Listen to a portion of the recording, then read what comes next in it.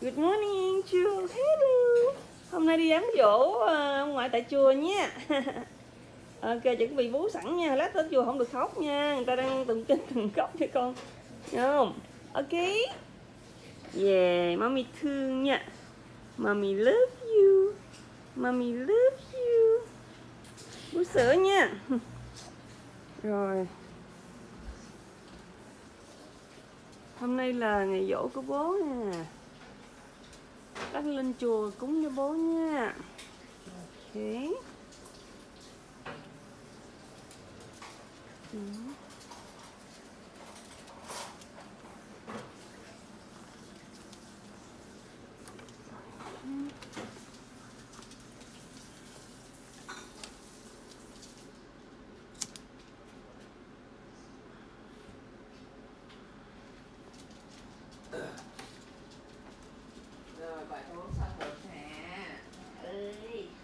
Bố bình an nha, vui vẻ nha.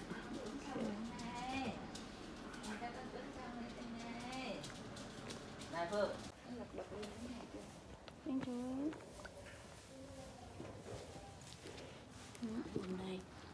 Rồi cho bé, có chừng bé rồi. Tại mày để cái gối phía sau nó không bật lên. Nhà ai lại thì Ê, Angel. Hello. mẹ thấy con lộn xộn vậy. Angel ơi. Angel ơi. Angel nè. Ô, dễ thương quá. Con nhìn ai vậy? Con nhìn ai vậy? Bây giờ xả tan ha. Con gái bố chưa có đem hình bố vô chưa? Rồi đem rồi. Mẹ thì mẹ hay quên. Đem rồi. Hả? Mẹ bố là đó. Đem hình bố vậy đó.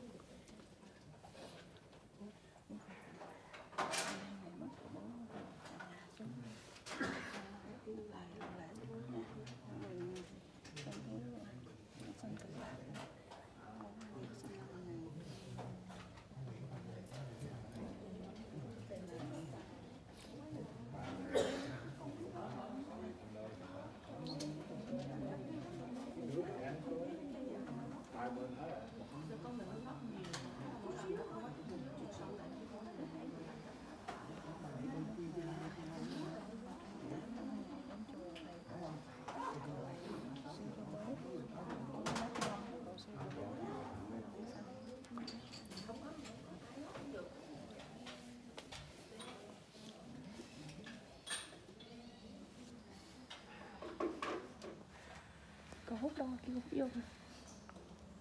Đây thôi. Gia đình ông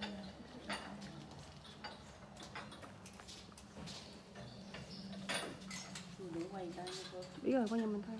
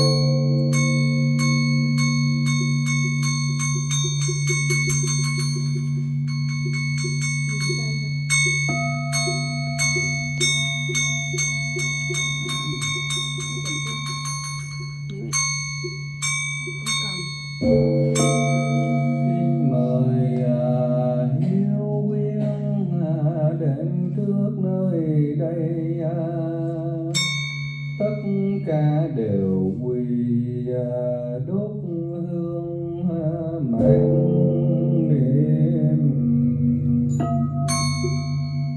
Tây phương tịnh độ hữu niệm khai định giá tùng tư quy cư lai nhất niệm hoa khai thân kiếm Phật vô bát nạn thoát tam tai tiếp dẫn đạo sư A Di Đà Như Lai tiếp dẫn đạo sư A Di Đà Như Lai Nam mô tiếp dẫn đạo sư A Di Đà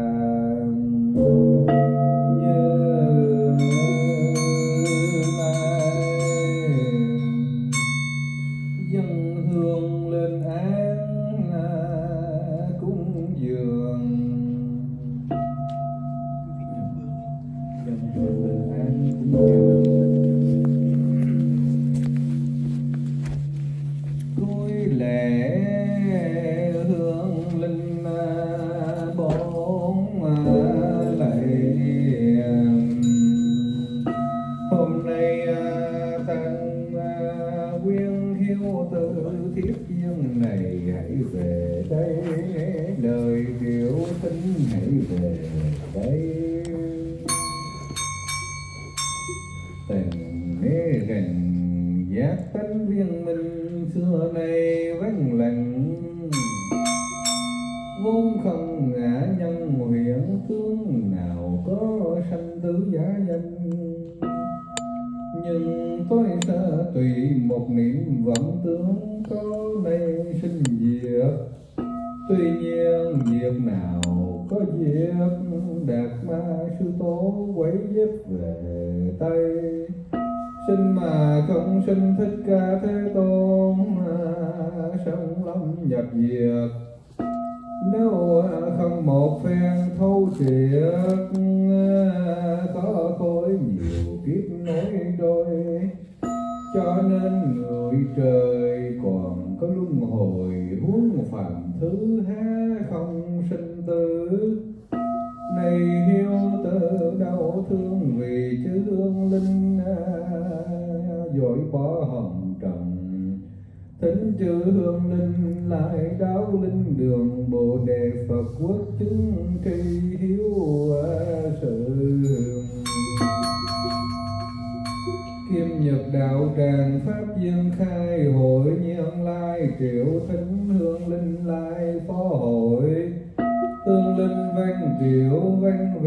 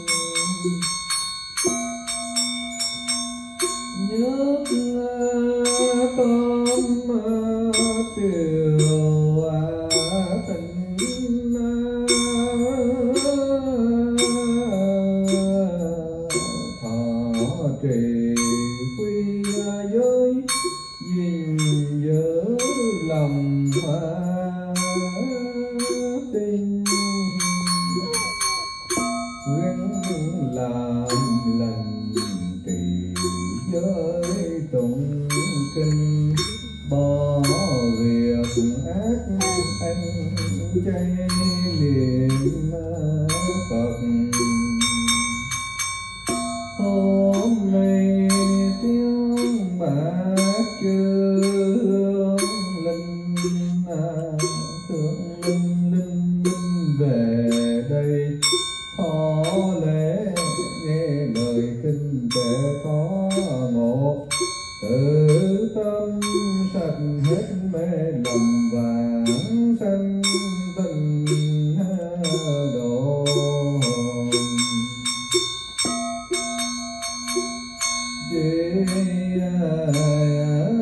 Nguyện mùi hương vừa bên khối quá xa gần, hiếu tự ân cần hương linh cảm cách hương hoa thịnh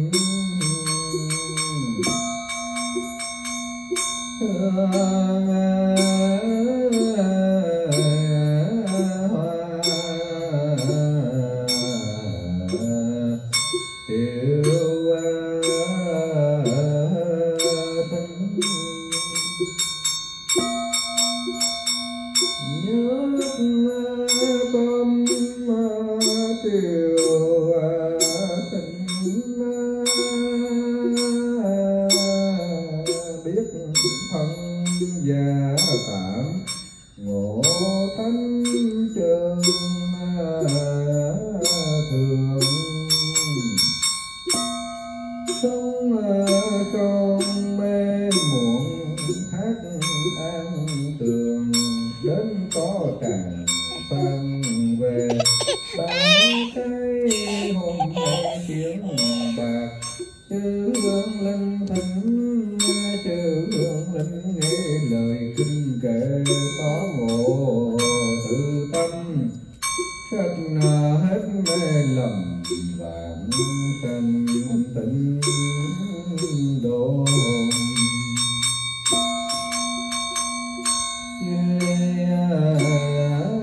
Nguyện vài lần triệu thỉnh mấy lượt chiều vong, thành kính một lần hương linh hay biết hương hoa thịnh hương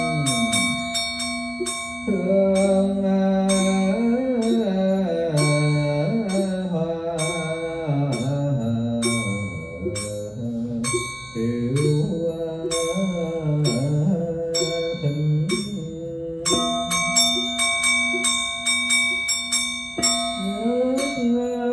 Con triệu thịnh sen vàng chính phẩm cây bao thành hàng, lâu đài rực rỡ ánh hào quang, chim gió leo ca lời diệu pháp. Hôm nay tiếng bạc chư hương linh nhờ các thánh đưa linh phó hội, đồng vây hai lối cảm kích một lòng, mà hiếu tử cầu mong hương linh chiếu giam về nguyện ba lần hương thịnh mấy được hoa dân, thiếu tử ân cần hương linh cảm cách hương hoa thịnh hương hoa kiều tinh linh tự tại Bồ Tát Ma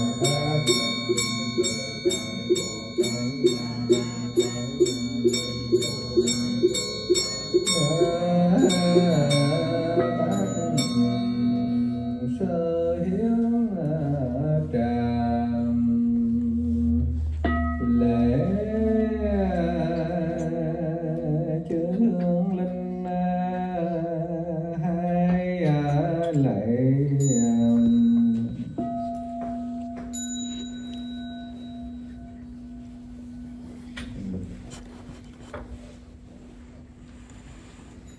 âm dương không hai lẽ, sanh tử có khác đường. Này có thiếp một chương trước linh tiền tuyên đọc. Duy nguyện chư hương linh mạc nhiên tịnh thinh.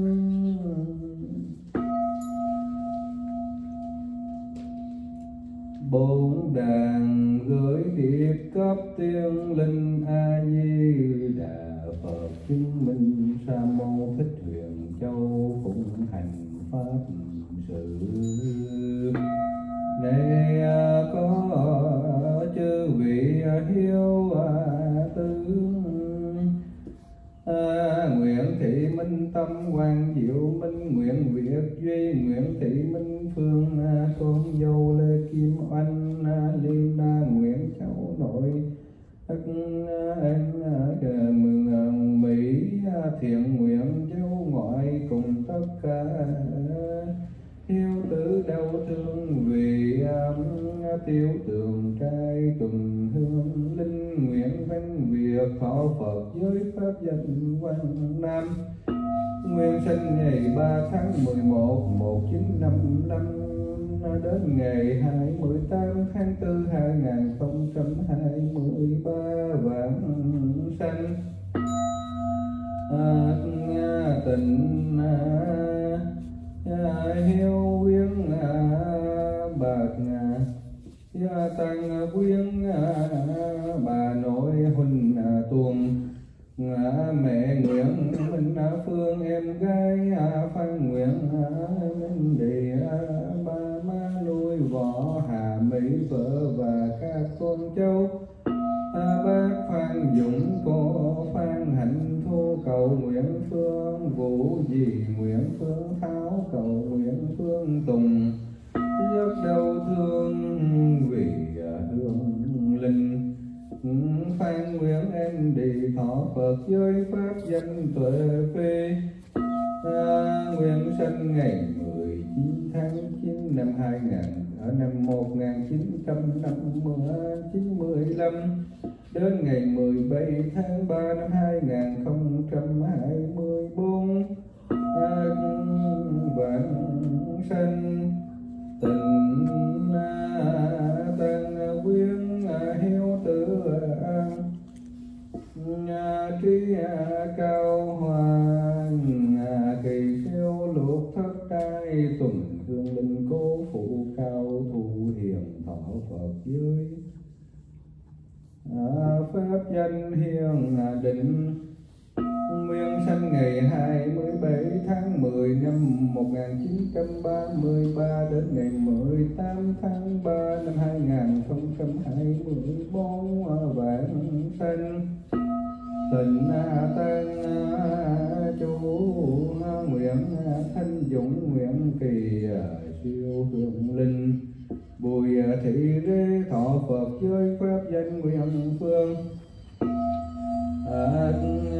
Nguyên sinh 1947 đến ngày 23 tháng 3 2024 vãng sanh tình Huế nhập đường liên cô mẫu tương thị sáu thọ Phật giới pháp danh nhập độ một vị hương linh. Ngôi chư hương linh từ xa trần tha chưa biết về đâu, lầm những lo âu cậy tranh tiếng bạc. Nay thời đạo tràng hoàng mãn kiến đàn phụng Phật kiến cung phung kinh hoàng nguyện kỳ siêu thi ân cầu phước. Ngỡ mong chư Phật thương xót thương linh hiếu tử già gia khuyên thiết nghĩ rằng nhớ hương linh xưa cùng lịch đại tôn linh trước dựng cơ đồ xây sâu xây sự nghiệp công đức tổ tiên đỡ lại tôn thờ con cháu giữ gìn. Tuy nhiên khó trả ơn sâu muôn đền nghĩa cá nên nhờ tên cầu nguyện thầy pháp siêu sinh. Hôm nay thiết cung trai nghi gửi văn tiếp đến chư hương linh cùng tha hữu chiêu một liệt vị tiên linh. Gửi chư hương linh tùy thân tiện dụng. Nay điệp cấp chư hương linh minh trung thâu chấp nên ngày 28 tháng 4 năm 2024 nhất Như Lai tâm tái hiến trà.